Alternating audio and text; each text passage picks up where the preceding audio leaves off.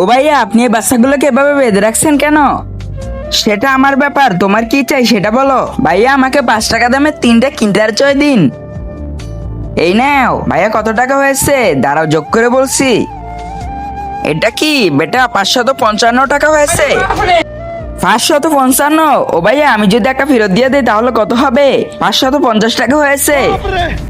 ও ভাইয়া, আমি যদি আরো একটা ফেরত দেই তাহলে কত হবে? তার আগে তুমি যদি চাও তোমার মা জান্নাতে যাক তাহলে ভিডিওতে লাইক করে চ্যানেলটি সাবস্ক্রাইব করে দিবে। আর যদি তুমি চাও তোমার মা জাহান্নামে যাক তাহলে কিছু করা লাগবে না, আর কমেন্ট বক্সে আই লাভ ইউ মা লিখে যাও। 545 হয়েছে। ভাইয়া, আমি যদি এটা ফেরত দিয়ে দেই তাহলে আর কিছুই নেই, তাহলে কত হবে?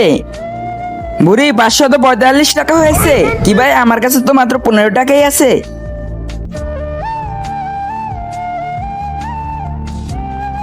যতক্ষণ না আমি আমার বুড়ো টাকা পাচ্ছি ততক্ষণ কাউকে বাড়ি যেতে দেব না। এখন বুঝতে পারলে তোমাদেরকে কেন এভাবে বেঁধে রাখা হয়েছে?